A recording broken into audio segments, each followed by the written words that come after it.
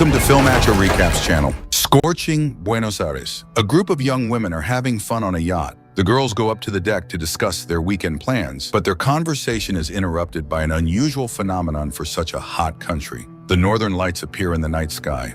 Juan and his friends sit down at the table, deal out a deck of cards, and start playing. In the middle of the party, there's a knock on the window. Vicente delivers a bottle of whiskey to make the men's game even more exciting. Suddenly, the power goes out. Not just in the room, but all over the world. Incidentally, in the real world, Spain loses power at the same time. But that's not the only problem. Ana, the hostess, sees through the window how Vicente collapses right in the street and stops breathing. The men rush to the window and see their friend's body and white snowflakes falling. Snow that has never fallen in Buenos Aires before, especially not in summer. It becomes clear to everyone that something is wrong with the snow.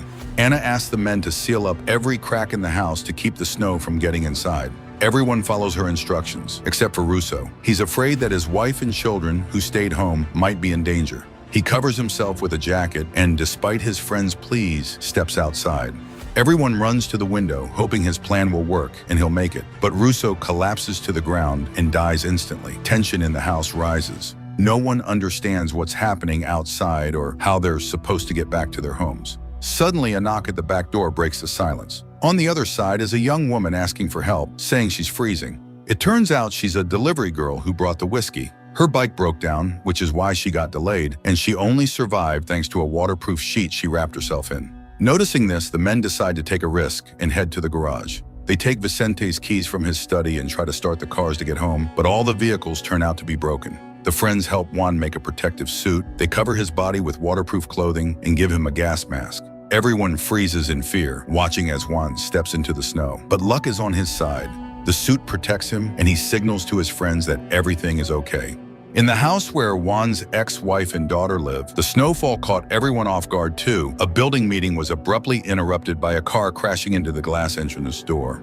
Juan continues his journey through a city where thousands have already died. At some point, he thinks he hears someone whistling, but when he looks back, he realizes the sound is coming from an electrician who had been working on a utility pole at the moment the apocalypse began. Morning comes, but the snow keeps falling. Ana notices that her husband hasn't slept at all, and to cheer him up, she decides to make him some tea. A debate breaks out in the house over water. Everyone is afraid to drink it, worried it may be contaminated by the snow or bacteria from the dead bodies. But the bottled water supply won't last long either. There are only a few liters left in the cabinet, and they need to ration it. Ana realizes they'll need to go to the store, but they'll have to wait for Juan to return and use the gas mask.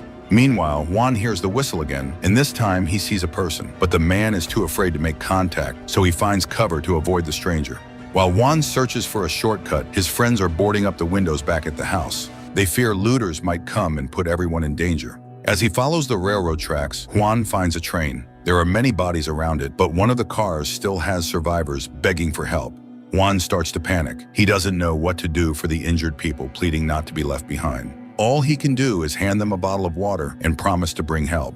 New problems arise at the house. Due to the power outage, the gas goes out too, and soon the house will begin to freeze. Everyone grows anxious, but Alfredo finds a way to save them. He creates a homemade mask that will allow him to reach a police station and get more gas masks. At last, Juan reaches his ex-wife's building. On the stairs, he finds many bodies. Those who survived are praying and pay no attention to the visitor. In the apartment, Juan meets a stranger, but Elena, his ex-wife, explains that she sent the man. She confesses that Clara is not with her and they must go find her. Elena kicks out the neighbors so she can discuss their daughter's disappearance with Juan. But the others don't care about their family drama. They want to know how Juan managed to walk outside and survive. They report this to Charlie, the group's leader, who is checking other apartments and finds one of the neighbors dead. Juan and Elena argue and blame each other, but Juan urges his ex-wife to calm down and promises to find their daughter. He plans to go to the school and get the address of the friend Clara went to visit. As Juan exits the apartment, a crowd of neighbors surrounds him, eager to know how he survived. Charlie demands that Juan give him the gas mask, but if he does, he won't be able to search for his daughter. Juan is forced to draw a gun to protect himself and his wife. A shootout breaks out in the hallway, and a group of angry people chases Juan to take the gas mask by force. None of his friends agrees to help the fugitives, so they have to run. Juan finds an abandoned apartment, locks the door, and asks Elena to search for waterproof clothing so she can go outside. While Juan and Elena look for anything that might help them survive, Charlie and his people try to break down the door. Juan realizes they might not make it in time, so he gives Elena his gear and tells her to run to the school and find Clara's friend's address. As soon as Elena escapes, the mob breaks in and storms the apartment, but Juan doesn't give up. He puts a plastic bag over his head for protection from the toxic air and breaks a window. The attackers are forced to retreat to avoid dying. This gives Juan a few seconds, and he jumps out the window, but his strength quickly fades. There's not enough oxygen in the bag, and he collapses, risking death from the snow.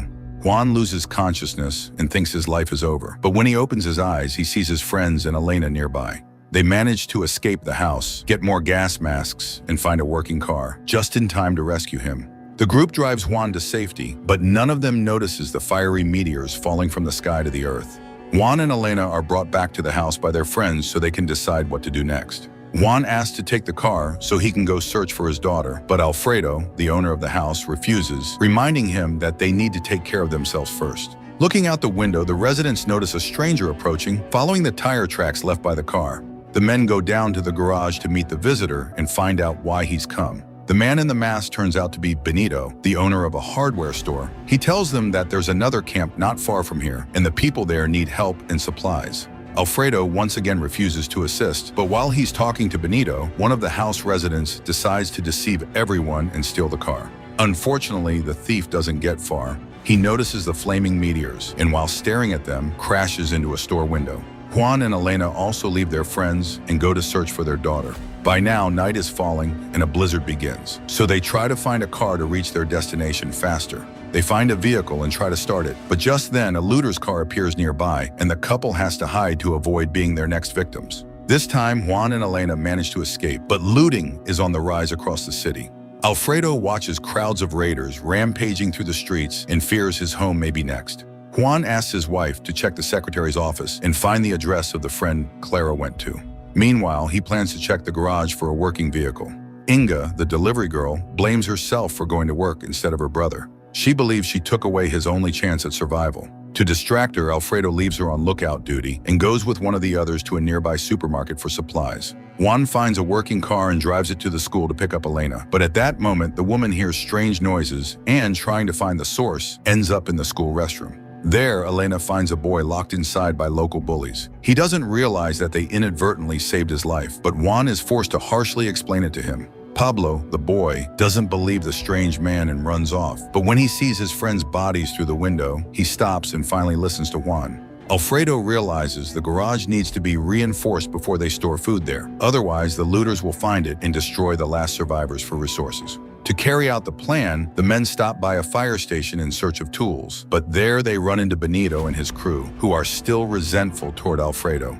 Benito tells his old friend that they have a plan to protect the city. If Alfredo wants to be a part of it, he'll have to cooperate and let people into his garage. Elena and Juan arrive at Clara's friend's house, but it turns out Pablo lied. He gave his own address just to get back home. Sadly, his entire family is dead, and Elena has to hold him back so he doesn't join them. Alfredo tells his wife about Benito's plan, and Anna convinces him that joining forces with others is their best option. Moreover, Alfredo manages to contact people from Argentina and learns that the toxic snow isn't limited to their area. It's falling across the entire continent. Elena takes Pablo with her, but the boy develops a fever. Juan has to drive his wife and the boy to a pharmacy to find medicine and save the teen, but another woman shows up. She's in labor. Despite her husband's objections, Elena lets the woman in, and it turns out to be a mistake. Along with her, looters storm the place, steal Juan's car keys, and lock him and Elena inside. Once the looters leave, Juan asks Pablo to unlock the door. The boy doesn't listen to the man, but obeys when Elena asks him. Alfredo climbs onto the roof to adjust the antenna and catch a signal, but when he tries to match the map to the compass, he discovers that none of the compasses work anymore. Juan, Elena, and Pablo escape from the pharmacy and continue their search for Clara. On the way, they spot a car, but when Juan sees a family with a child nearby, he decides not to steal it. The road leads Juan back to the train where he'd previously seen survivors, but this time the train car is empty. The only thing left is a message written on the window. Juan brings his wife and the boy back to Alfredo's house to treat Pablo and recover their strength. There, he learns that all his friends are planning to flee the city and escape to an island. Alfredo tells Juan that the Earth's magnetic field has collapsed. He's convinced that it's the end for all of them. And if Clara died in the snow, she might actually be the lucky one. A fight breaks out between the two men, and Juan realizes their paths are about to diverge for good.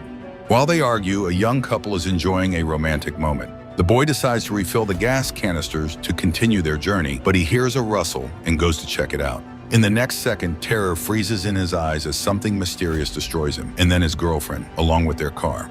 Juan's friends are preparing to leave the city, completely unconcerned with his troubles. Still, Elena decides to help. She remembers there's an old phone book in the trash bin, and they can use it to find Clara's friend's address. At the same time, Alfredo heads to the supermarket for another supply run. He contacts Inga to check on the house and finds out Juan is gone again. He's left to search for his daughter. Ashamed, Alfredo decides to go help his friend. He admits he's not ready to betray a 40-year friendship over a damn snowstorm. On the way, Alfredo explains to Juan why he wanted to escape to the island. In his opinion, if Earth's poles have shut down, there's no hope for survival, but it might still be worth trying to hide on the island. More questions arise when the men discover a pile of abandoned cars under a bridge. They get out to examine the anomaly more closely, but just then, military vehicles appear and order them to leave the restricted area. Juan tells his friend to head back home while he follows the soldiers to learn what's being kept from civilians. But Alfredo's curiosity won't let him go. He decides to stay with Juan. The men tail the military convoy for a while, and Alfredo suggests stepping out to talk to them. But as soon as the soldiers spot their car, they open fire. Escape is difficult. Something even more terrifying appears on the bridge. When Alfredo speeds up to flee, the car flips and lands on its roof. At the same moment, strange creatures appear in the street. They look like giant insects. They attack the soldiers and begin chasing Alfredo and Juan. The men manage to find shelter and now try to figure out how to get back home. Juan decides to scout the area, assess the threat level, and determine their location. They spot a rifle left behind by the soldiers. Now they have a weapon, but when they see a giant bug with a human wrapped in a cocoon, it becomes clear the rifle won't be much use. For some reason, Juan opens fire and kills one of the bugs, but then hundreds more appear, putting the men in danger. Suddenly, someone appears behind them, motioning for Juan and Alfredo to follow him to safety. The strangers throw Molotov cocktails at the insects to buy time. The mysterious man leads the two into a church, but the bugs find their way in too. The newcomers remove their masks, revealing two young men, Jorgito and Mickey. They take Juan and Alfredo to their camp, where several dozen people are hiding. The leader of the group, a nun, brings the men up to the roof and shows them the fiery meteors falling from the sky. It's these burning lights that are bringing the insects to Earth. Realizing this is an alien invasion, Alfredo tries to rush out to return home to his wife, but the nun stops him from opening the door. Night falls, but no one dares to sleep. Everyone fears the insects will break into the church, and Juan fears he'll never find his daughter. In secret, Juan sneaks outside and is horrified by what he sees. Thousands of bugs. He realizes the people inside won't hold out for long and returns to lead them to safety. The group comes up with makeshift protective clothing that will allow them to run to a nearby vehicle. Only one old man chooses to stay behind. He refuses to abandon his frail wife.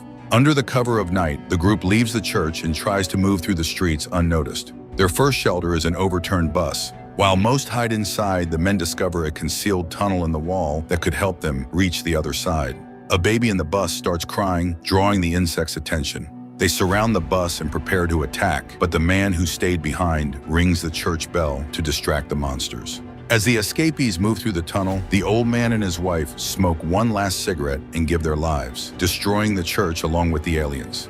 Juan's team finds a working vehicle, and while everyone climbs into the truck bed, Juan has to shoot at the insects. At the last second, the hero jumps into the truck, and as they drive away, he sees the church burning in the distance. In the city center, Juan and Alfredo say goodbye to their new friends and hurry home to learn the fate of their loved ones and continue the search for Clara. But they're met with good news. Clara is already there, and she found her family on her own. While Juan and Elena spend time with their daughter, the others prepare the vehicle for the journey to the island. But in the garage, a group of strangers appears, and one of them offers Alfredo a tempting deal. He's willing to trade a motorhome in exchange for permission to take over Alfredo's house and garage. Juan and Elena decide to go to the island with the rest of the group. Juan carries Clara into the motorhome, and the group gets ready to leave. But something unsettles Alfredo. He sees the clothes Clara was wearing and suspects she had already been on his boat. The dream of sailing to the island and reaching safety is shattered the moment the group arrives at the pier. It turns out the waterline has long since receded, and they need to find another location. To rest and come up with a new plan, the group stops at a surviving shopping mall. There, Juan meets friends from the church, and they kindly invite the newcomers to stay. As everyone begins to relax, Clara suddenly has a seizure. Nothing like this had ever happened to her before, and Juan suspects it may be connected to the wound on her head. Meanwhile, Alfredo finds proof that the girl had indeed been on his boat, but Clara herself doesn't remember it. In the morning, Juan hears people shouting and follows the crowd outside. The snowfall has stopped, the sky is bright, and no one is dying from exposure without a mask. Pablo is the first to step onto the snow, and when nothing happens to him, the others follow. Only one person is missing from the crowd, Lucas, one of Alfredo's friends. While the men search for him, a gang of armed attackers storms the shopping mall. To save his friends, Juan bravely walks out to confront the killers and takes them down one by one. Lucas reappears with the military, but he can't explain exactly how he ran into them. Juan finds this suspicious, but he chooses to trust them and hands over an injured man who was hurt during the shootout. The others leave with the military as well, and upon seeing that the river still holds water, the group regains hope of reaching the island. None of them realize that the city is still crawling with bugs, but not everyone is in danger from them. Juan, like the rest of his friends, now lives on a military base where they're being trained to fight the bugs so the city can return to normal life. One day, the base commander calls Alfredo in and asks him to repair an old radio. It could be their only way to contact the outside world.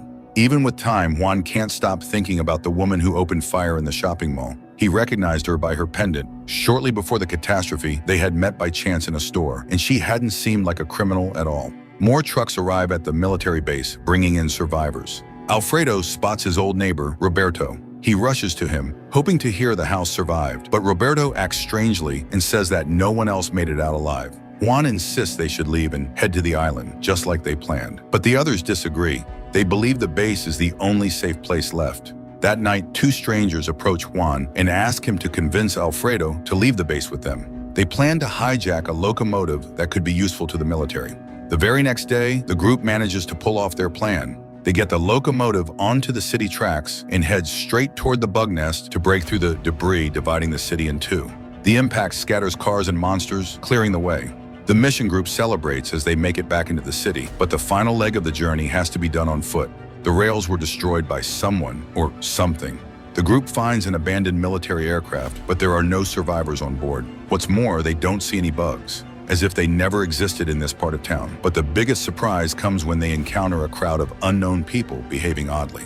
Using the radio Alfredo repaired, the base manages to connect with the outside world and learns that there are other survivors. But the joy is short-lived. When the heroes go up to the roof, they see a strange glow in the distance, and it doesn't look promising. Juan asks the commander to send people to investigate, but the request is denied. It's too dangerous, especially since the team that found the plane hasn't returned yet. To pass the time, Juan and his friends decide to play cards, just like in the good old days. But this time, something bizarre happens. Lucas, unable to handle losing, stabs his best friend with a knife. While Alfredo helps the wounded man, Juan chases after Lucas. He follows him up to the roof, but can't talk him down. Lucas babbles nonsense, then jumps. Juan and Alfredo can't retrieve the body. Hundreds of armed people suddenly appear on the base, looking like zombies. The men are forced to carry their injured friend and run to the locomotive, jumping aboard just seconds before the zombified horde reaches them. On the way, Juan decides to jump off the train to search for the rest of the group. Together with his partner, he moves carefully, sneaking toward the source of gunfire. The men find a military base that looks almost identical to theirs. But here the people are working with the bugs, and they all look like zombies. Thousands of civilians are training and marching in formation, obeying the aliens' commands. Among them is Clara, Juan's daughter. Leading them is a strange creature radiating a blue glow. This being is the true enemy. And that wraps up the film. Thanks for watching, and we hope you enjoyed the recap. Don't forget to like the video, subscribe to the channel, and hit the notification bell so you never miss an update. Take care, and we'll see you in the next one. Stay curious, stay awesome. Goodbye for now.